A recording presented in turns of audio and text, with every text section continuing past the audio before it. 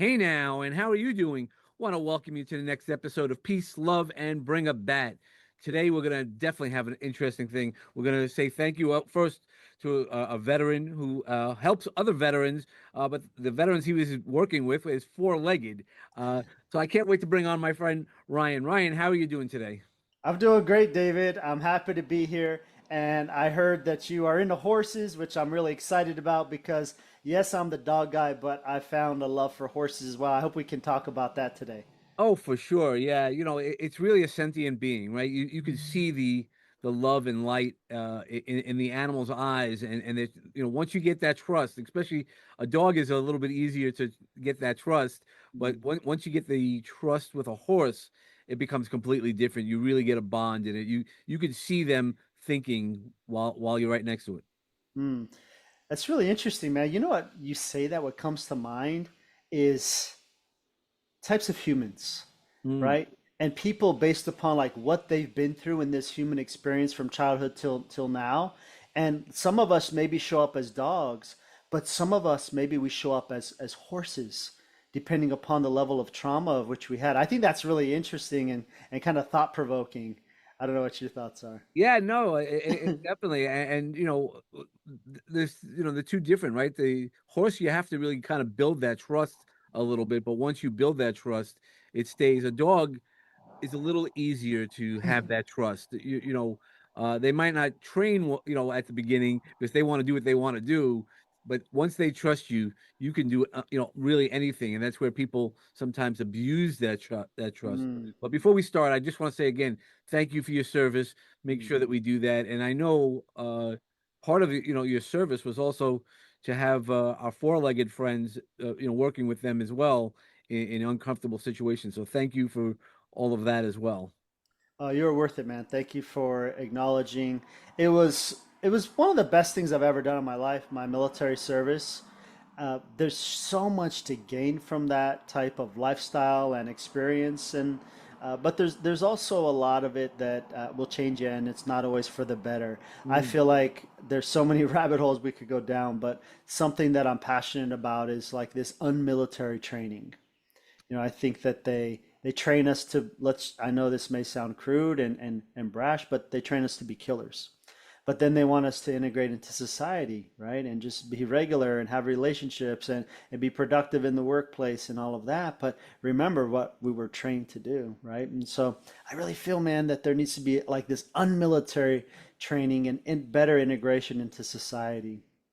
I think that's the biggest challenge, right? I mean, even for law enforcement, and I've worked with a lot of veterans over the years, and that's the biggest thing. They take you out, and when they transition you out, they bring you, out country, and it becomes, like, what do you do? You lose some of that brotherhood, right? There's a lot of loss there, and we don't prepare in society, and again, generally, and when they transition you out, it's like, all right, just you're on your own. Go to the VA, which is overwhelmed, and all of even not the VA, we're overwhelmed as a society with mental wellness and the strategies. We still have some of that. Come on, don't worry about that. You didn't see anything bad, and forget about when you have experienced something that's a little bit more traumatic. Absolutely. I think that one of my new clients, he's actually lives very, really, really close to me. So you can consider him a neighbor. He's become a bit of a friend and he's special forces.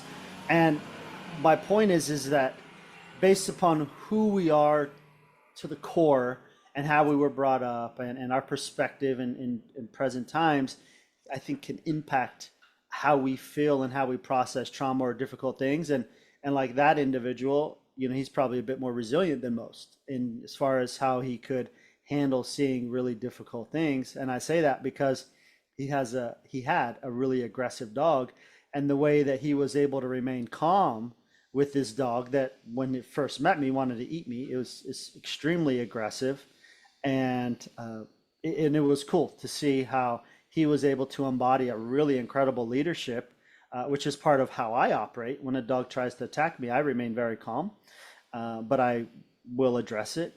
And so again, I think that it really also depends on how we show up. But I also want to empower people because I've really, had a realization years ago after military and being fed up with who I was, David, of like, man, I got to do something about this.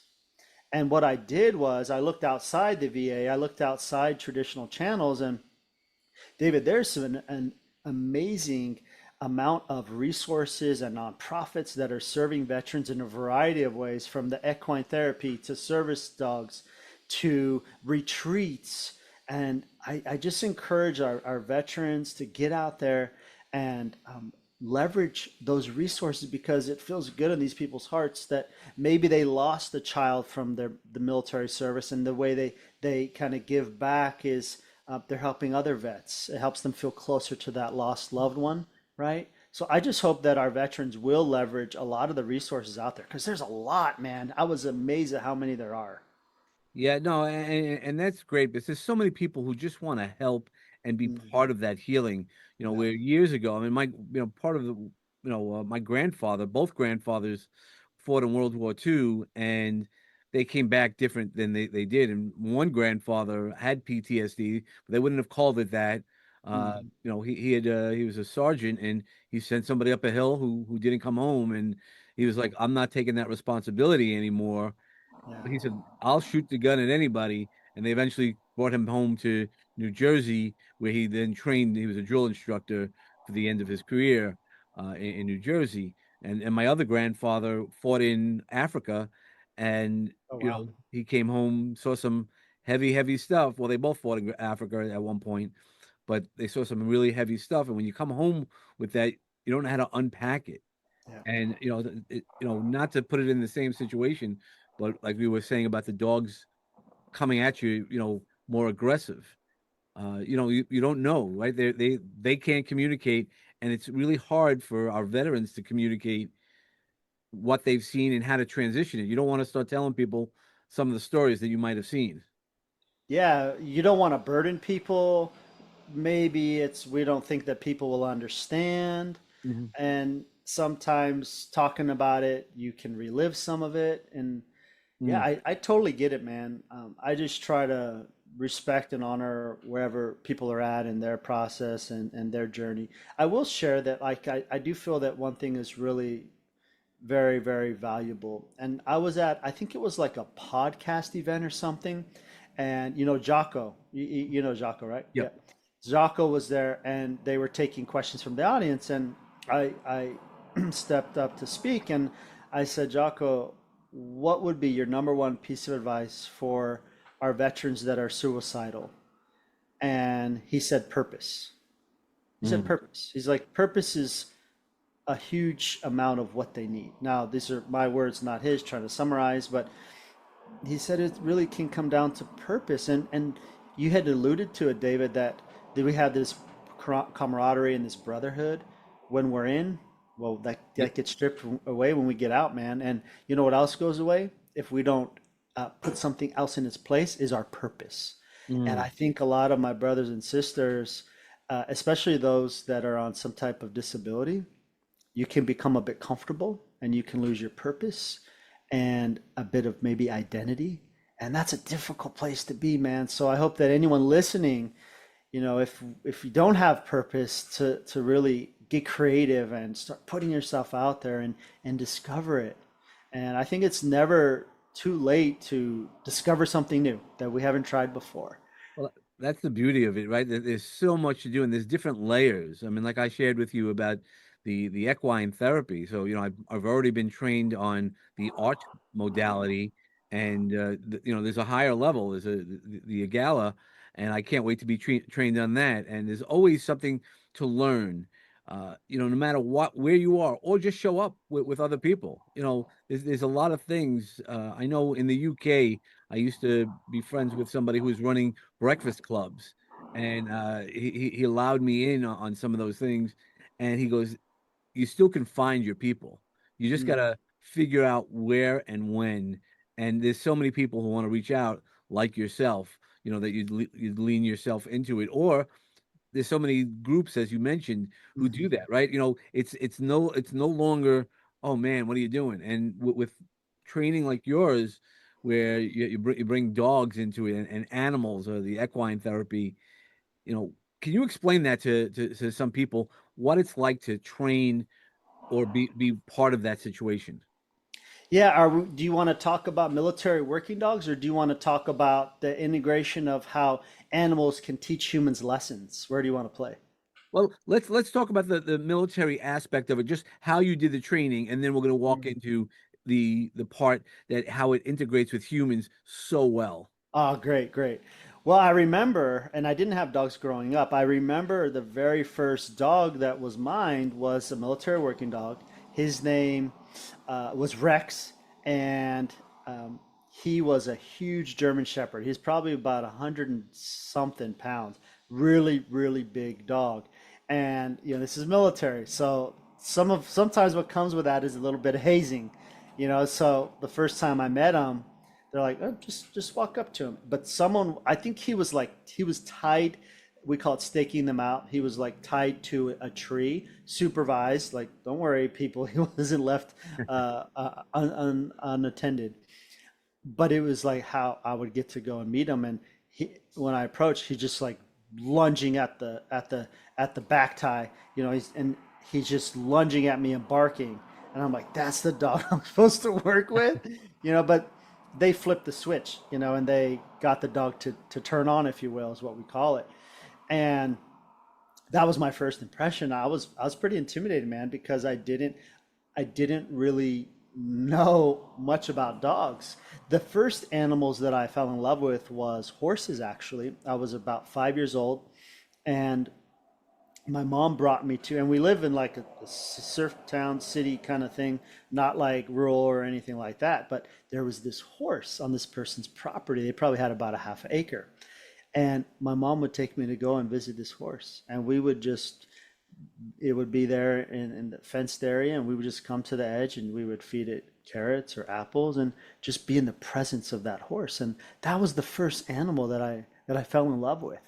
And it's so interesting how now at 45 years old, things come back full circle, where I have an opportunity to work with dogs, which have been a part of my life for 24 years now, but now horses as well, by collaborating with these world-renowned horse trainers, which has been really, really exciting. But the way that we train a military working dog and the way that we train a pet dog is actually very different, David, because one dog, the military dogs, we are wanting to be in this aroused state of work, of Mhm. searching, of going to bite. Hypervigilance, right? Yes, Yeah. yes. Well, that doesn't work so well with the everyday pet. And it's kind of interesting, the duality of, nor does it work well with a veteran when they integrate back into society, right? And so we don't want our pets being that hyper, that rambunctious, that barking at anything going by, and this kind of thing. We want them to be more chill because they're integrated into our house. So the way in which we train them, there's similarities, but the type of, I relate dogs to employees. You have like a lazy dog or a lazy employee that will kind of complain about having to do stuff, like doesn't want to listen to commands, or the person doesn't really want to do work. You got the middle tier. The middle tier likes the job for the most part, and they take pride in their work, and they'll do what they need to do. And sometimes they may show a little bit of initiative. And then that middle tier dog is one that wants to please you, will follow commands, but sometimes it'll mess up here and there, right? And then the last one is our working dogs. These are the high drive type of employees where they should actually be entrepreneurs. These are the self-starters. You don't got to really tell them what to do. They have done what their tasks are, but then they've taken initiative and done even more. They just got a lot of energy, very driven. And you have dogs the same way in the military. These high drive dogs is what we have. But on the civilian side, the pets, we have the lower tier employee, the lower kind of dog that's calmer. In military, you can't use that type of dog. They won't work. Right. You So need we the only high. we Yeah. only have the high one. Yeah, this is very different. Well, so so because I know dogs rotate in and out of service as well. So Mhm. what do you do when you rotate the dog out? Yeah, this is an answer that people don't enjoy hearing, because unfortunately, just like me, I was a line item. I was just a number. And I Mm. know that sounds cruel to a commander, a commanding officer, right? I was property of that commanding officer, that unit. Well, guess what? So's the dog. So unfortunately, we're all just line items logistically. Yep. And so when my time would be done, say without a duty station, so that's wherever you're staying, when it's time to move on, the dog stays there. It remains property of that commander. Oh, okay. And the handler moves on. Or for example, I went to war at a Fort Carson, Colorado. I deployed with my dog Zito, and then after coming back from the combat from Missoula, Iraq with Zito, I was due to get out. Zito was still fit for duty stateside. He couldn't deploy anymore. And so Zito stayed in the military and I got out. Oh, And so okay. I feel now that's how it was when I was in, but it was some time ago. But I feel like the system is very flawed. And it's just a numbers game Hmm. back then. But if they planned it better logistically, it makes sense that you don't want to break up that bond because no different than like you're bringing on a new employee, right? New handler, new dog, new employee. There's a cycle time of learning and education. They should just keep the team together and you rotate together.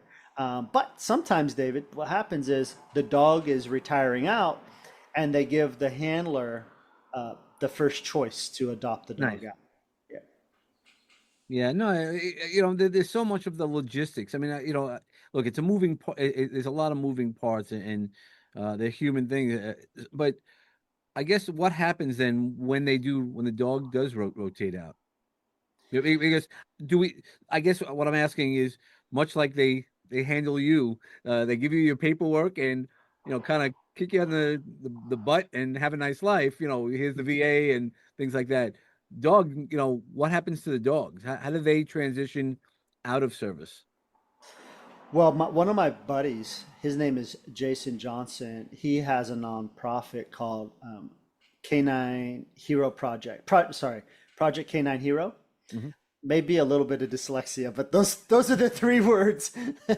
And what he does, man, is he supports military working dogs that have retired and law enforcement working dogs that have retired because you bring up a profound question.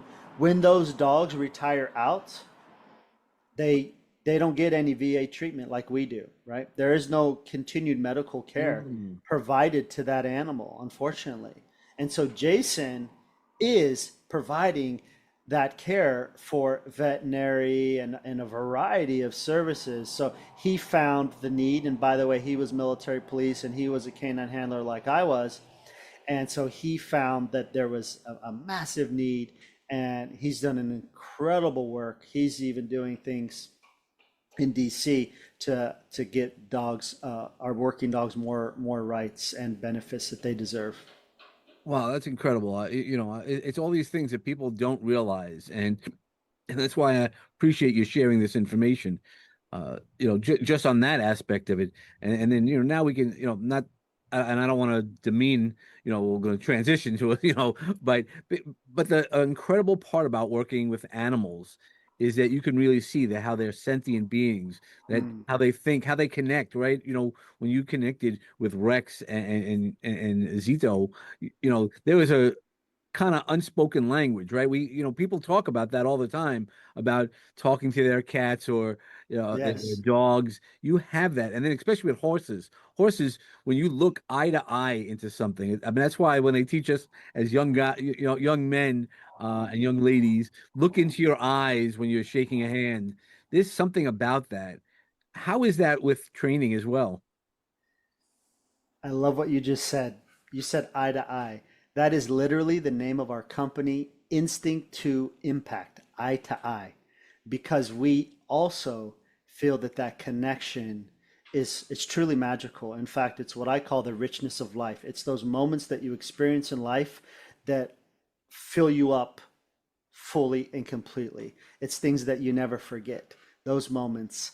And so we found, when I say we, my business partners and I with Instinct to Impact, where we are teaching humans lessons through horses and dogs. Because a lot of corporations and teams and all of that are seeking better performance and yada yada within an organization, they hire a keynote speaker or something like that. But you're hearing the same thing in just a different way.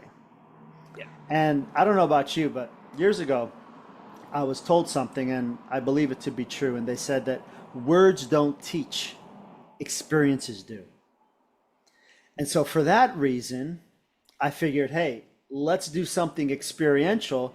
You, David, have already witnessed the powers of horses, but then we brought in two opposites, prey and predator, horse and dog, right? So Mm. we're bringing these two very different beings, yet we have these deep connections as humans with each of them to teach the lessons that we as humans sometimes just can't teach each other. We figure we let these beings that are far more intelligent than us in a lot of ways, in a sixth sense way, in a learn a lesson in a very quick manner. There's something about a 1,200-pound animal that when they're in front of you, you're going to pay attention, maybe Sure. be a bit receptive, right? Yeah, for sure. Yeah, you definitely have to kind of keep your distance until you build that comfort zone for both of you. Just because you're comfortable, it's like children. When they come over, they just see a dog, they're comfortable, they're running over. But with a service dog, it's tough to say no, but you have to be firm. But you have come, I mean, such a long way in your life. So how did you get here working with dogs? Oh, brother. Well, it started in the military, working dogs, and then in 2000, so I started training military working dogs in 2002. And then after I got done with my military work service, then I got into pet dog training in 2008. I bought into a franchise, and I saw how it was kind of easy to me. It really just flowed. And I'll be very honest with you. I did some really cool things in the military. I worked with the Secret Service. I worked with special forces overseas. I did bomb threat sweeps through Walmarts and all kinds of fun stuff and interesting things. But the truth, David, is that I learned way more about dogs as a civilian working with thousands of dogs rather than a military working dog handler working with about 4 to 5 dogs, if I remember correctly, right? I learned way more.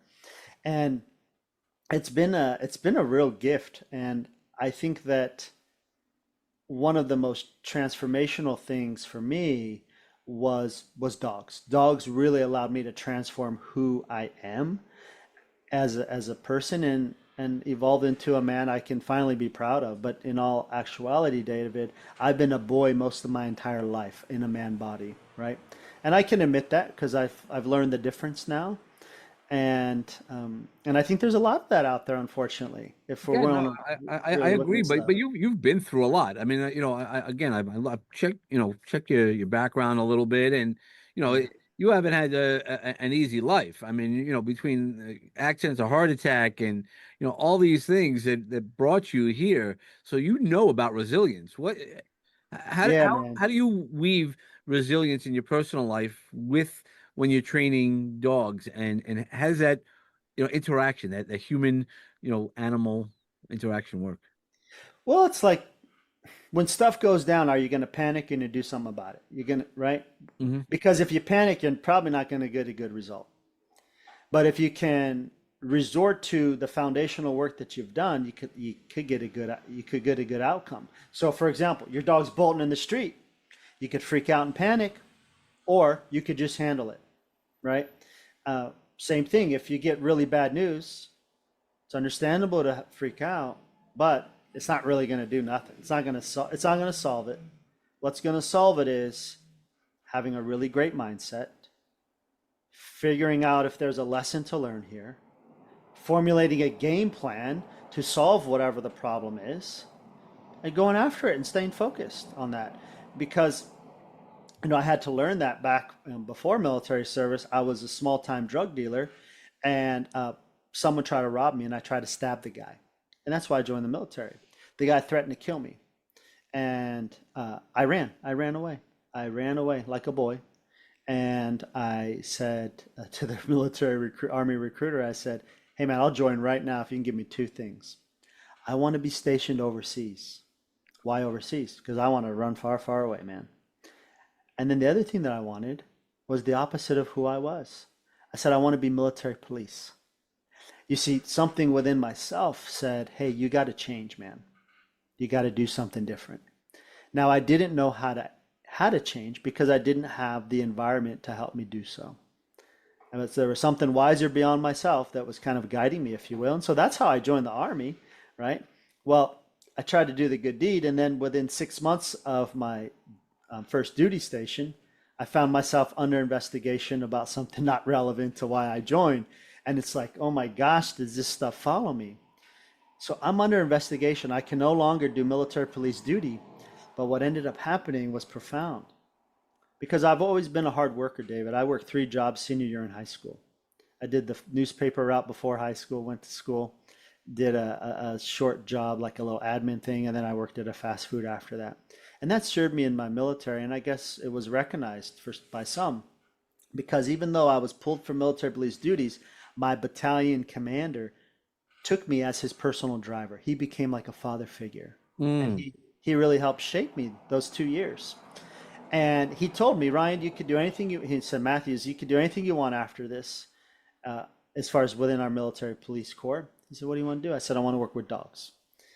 And it's because I saw the dog handlers doing the bite protection stuff during a deployment to Croatia, and just seemed amazing. It seemed so cool, and those guys seemed so happy with what they were doing. And that's how I got my start with canine, and that's how I got my start in the military. But you know, David, while in the military, I did my first bomb threat sweep. It was a Walmart in Colorado Springs. Wow. I remember when I was driving there, I was really, really scared, man. And I told myself, I'm dead, so that I would have the courage to go search. That's what I would tell myself. Well, that mantra never left me because fast forward about, um, I don't know how many years, but I was 30, stage 3 colon cancer diagnosis. 2 months after that, I got a widowmaker heart attack on the 4th of July. Oh, wow. And I went back to work a month after the heart attack because I wanted my drug, and my drug was work. Mm. And so, yeah, man, I know a bit about resiliency, and for me, I just feel like I don't know any other way, man. It's just part of who I am. I got a warrior spirit, and I feel I owe it to my loved ones in society to bring the best person forward and become really good at something and share it with society. And that's what I've done with dogs, man. I don't claim to be the best, but I give a lot of passion, a lot of heart into the work that I do. And after doing it with 6,000 dogs, it's been a really cool ride. That's incredible. Just to be able to do that and to know what, you know, and I'm just always in awe of trainers. I know, I've only trained, a couple of dogs, my own personal dogs and what it goes into. And I know what goes into training dogs for PTSD work. Mm, And that's really, deep work because that's also building that bond. absolutely. What's a great way for people who might have dogs to create that bond? Obviously, not in the military, because that's the biggest thing, right? Once you get your dog trained, you get a well-trained dog, man, the life becomes easier. It really does. It really does enhance your life. And it's, let's face it, our dogs are family members. We can bring them to more places, and it just up levels whatever you're going through, man. Whatever experience you're enjoying, it just makes that sunset richer. It makes that car ride funner. It makes that park more enjoyable, right? That just energy that dogs bring to us, and horses too, right? Of course, you can't bring your horse in your car, but the animals just have that special sixth sense and thing that they give us. But I would say some ways in which you can increase the bond. It's it's not always what society does, David. A lot of people are doing things emotionally rather than thinking of genuinely bonding. And so an example is before someone leaves the house, they give the dog a treat. That's emotional. That's totally emotional. That's not trying to increase the bond. Maybe that's I feel bad I'm leaving you, here have a treat, right? But that's not healthy, actually. What would be healthy is hand feed your dog, especially for puppies or getting a new dog. You should absolutely be hand feeding that dog for like a month. Yeah. Okay, so they should be eating their dinner or whatever from your hands. That's different than giving one treat every time you leave. It's very, very different in the dog's mind. Another thing is simply brushing your dog. Now, groomers are great. One of my best friends is an incredible groomer, and really well known, but grooming your own dog, massaging your own dog, Right, right? that's human touch. I mean, that's why I think about it. If we enjoy our human touch anyway, again, because they're sentient beings. We think dogs because they can keep away, or cats, they still need that touch, that connection. They do, and it's the small details in how we do things. So I want everyone that's listening to think about the way in which they walk their dog. Is the dog thinking of you and acknowledging you, or is the dog out in front guiding you? If the dog is out front guiding you, how is that bonding at all? It's Mm, not. And by the way, dogs are born to follow. Yet the dog is out in front leading. It's not how it's supposed to be. right, which it causes more stress for the dog. Correct. And that's how you get into this leash reactivity, which I'm dealing with almost every single day. And so, what would be a way of which you could bond? Having your dog walk by your side. How do you walk with your loved one, your partner, when you walk a beautiful scenery? Is one way out in front? No, you walk side by side. You're in rhythm with one another. You're in the same cadence, if you will. But our dogs are not walking like that. Mine does, my clients' dogs do, but not everyone's. And that's not balanced. Okay. And so that's a small detail of bond, right? And connection. That's true connection, not bribe with a treat connection. There's a big difference. Yeah. So at the beginning, you do not bribe them, but you kind of there's a reward system, right? It has to be a reward system. It really depends upon the dog, but there's a variety of ways in which you can reward a dog. Now, I'm a really anti dog trainer. I'll give you an example. A lot of service animals and traditional dog training teaches a bed or a place command, right? Go to a spot, okay? Mhm. Most, and I used to also years ago, would use a treat to get the dog to go on there. I used to do it. I no longer use the treat to get the dog to go on there. Why? Because when you use the food to get the dog to go on there, they are anticipation of the next treat or reward. So Mm. there's a few things wrong with that. Number one, when you reward a dog, they are released from staying, but I want the dog to stay on there. Now you could tell them stay, I get that. But their mindset, that's the number one secret. The top of my system is mindset. Their mindset is not in a stay mindset. Their mindset is in an anticipation of the next reward mindset, right? There's a big difference there. And the other part is they are, with the anticipation, excited and aroused about the next treat. And so I don't use treat. And the way I do it, the way I get a dog to go onto this dog bed, they go on there, they lie down, and they stay without me telling them to lie down or stay. Mm. It's how you do the small things that shift the mindset. And when you shift the mindset, a lot of the poopy behavior goes away.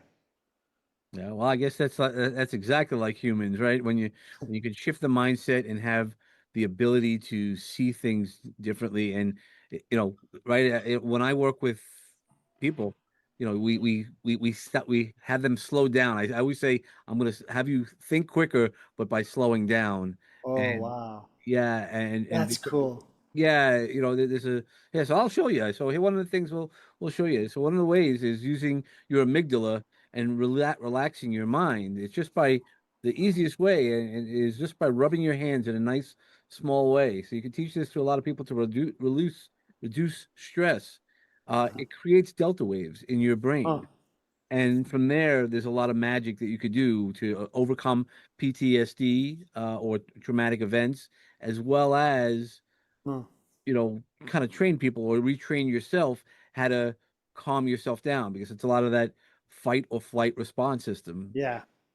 So is this a form of grounding, David, that I'm experiencing? Yeah, so it's a way of grounding. That's what I call it the reset button. Cool. It's a technique that I learned to help veterans. It's called havening, and there's a way, and that's why I'm saying that there's ways to help people overcome. I worked with a veteran who lets me share a little bit of the story. He was a Vietnam vet, and Mm. he was having nightmares, from his Yeah. experience. And we did some work together, and when he came back he said you got to talk to my girlfriend. So I go talk to the girlfriend. He goes, he's not having the dreams anymore. So I walk over and Wow. he and I go, that's awesome. Then he walks over, he punches me in the arm, and he starts smiling. He goes, "I lost my dreams." I go, "You want them back?" And and he goes, "Oh, you think that was, like he gave you a good punch in the arm?" He goes, "You want? I'll give you another one." I go, "No, no, no, it's all right, man." But yeah, it's magic because it really is rewiring, and changing the way we see things. There's so much power. That's why I love training, and again, when you train with animals, so like the horses, you could feel the energy. It's the same thing as when we work with humans. That energy, that connection, that trust. It's not there at the beginning. How do you build trust when you first walk up to a dog or a human? Mm, yeah. Man, that's a great question. No one's ever asked me that on an interview, and it's not what society does. I could tell you that. So dogs shake hands through their nose. Dogs are born blind. The first sense that they use is their nose. So the way in which they get to know you is by sniffing you. Now, most people will do the hand out like in a cupped, right? And they put the hand out and let the dog sniff the back of the hand. You should YouTube the accidents that happen through this type of greeting. You're Palm. going to Yeah. see so many people get bit. Why? There are no secretions in your hand. You're also coming to the dog in a way that is almost asking for permission. You're supposed to be confident leader, but you're not if you're doing this type of putting your back of your hand to the dog. You're catering to the dog, which is beautiful how we as humans are trying to help the dog have a good experience. That's their heart is in the right place. However, they're not informed. Dogs sniff secretions. No secretions really in the back of your hand. And so that's not what you should do. So how do I greet a dog? I stand still and I allow, and this is where it ties in with the human, and this is why the work from instinct to impact is so incredible because I allow the animal to decide. I don't push my free will onto going to greet that dog. So how do I know if a dog wants to say hello, and maybe a horse too? I'm not a horse trainer. Uh, the dog will come towards me. No different than you will extend your hand out to shake my hand, or you will put yourself out there to give me a hug, and I'll hug you back. But if a dog backs up and or goes behind the owner, it doesn't want the interaction. Yet we tend to need validation so many times and all this stuff. So what do? We push it. We put the back of our hand again. We're reaching around. No, I allow the dog to simply sniff me, David. And if the dog will sniff me and want to be next to me, then maybe I'll just bend down. Of course, this is a friendly dog. I deal with a lot of naughty dogs, so I've been bit many times, right? Um, and so I just allow the dog to come towards me. From after coming towards me, sniff me. Sniffing me is the handshake, human to human handshake, right? And if the dog chooses to stay in my presence, I then will pet them. But I don't use the dog to help me feel better for my bad day because I'm using that being. That's not fair. That's not fair in my opinion, okay? Right. It's not Especially, even it's not an even exchange. Yeah. yes, exactly. And that's why when people ask to meet my dog, I say, absolutely, but can we talk for a little bit? I'm filling that person out. I'm testing their energy. I'm seeing what they're about. Because my dog is my biggest priority in that moment. He's my son. He's my kid. And I am his advocate. And I don't want just any energy or any person coming and what I call sliming my dog, right? I'm looking for someone that I can feel somewhat of a connection with too. And then it's like, ah, this is good vibes, good people. Yeah, please, Zeus would love to say hi to you. And but I think as society, what is the issue? We don't always want to speak up. Why? We don't want other people to feel uncomfortable. But if my heart is in the right place, if my intentions are pure and innocent, and I don't mean any problems, then well, I'm not too responsible for how people feel. Yeah, Right? no, right, exactly. We're not responsible, and that's really powerful stuff. Is that we're not responsible for how everybody feels. If you really are putting out good intentions, they can misread or anything like that. That's interesting that you said about most people go, because I've always been taught when you go to a dog, you put out your paws to let them smell to put out not put out your paws, to put out Yeah. your hand, put out open hands versus putting it down, and that's it. But it makes more sense to also just be like, let them come to you and kind of feel out the situation. I mean, right? We all laugh about how dogs when they get together, they're sniffing each other's butt, right? Exactly. Like the smell is what they're doing. Is they're knowing it. That's how they communicate. Exactly. That's how they're getting to know their DNA and what they're about, and if that's someone that they want to get to know. And so the way I let dogs meet me is they simply sniff me, and uh, I don't feel bad if they don't want to hang out with me or get to know me. That's okay. Right. Same with people. It's okay. We're Yeah. not gonna hit it off with everyone, and our tribe though is our tribe. Like it's all good. Okay. All right. So we're rounding up.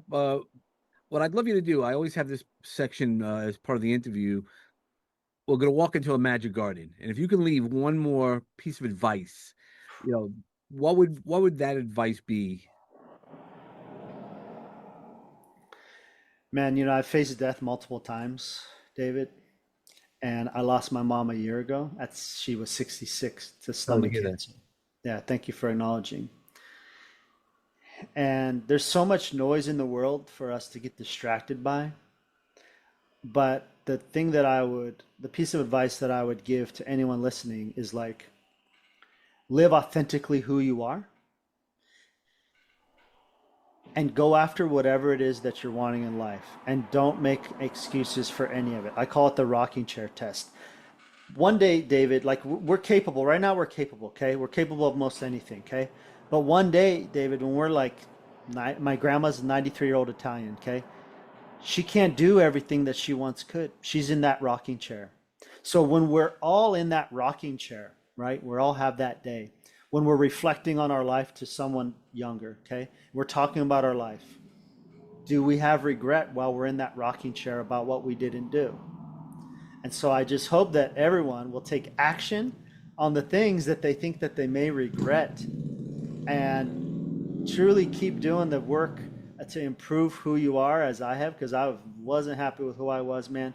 And I got to tell you, once we start to do that, you're so much more enjoyable within your own skin, but those that get to experience you, man. That's awesome. That is awesome. Now, how can everybody find you? Yeah, Instagram at World of Dog Training, and I could, be a resource for people. I got lots of free resources as well about dog training, but that would be the easiest way. Instagram at World of Dog Training. We'll make sure that's in the show notes. Thank you so much for everything. Again, thank you for your service, and helping our veterans, our four-legged veterans as well. And I'll definitely want to try to contact your friend, because I'd love to. I always looking.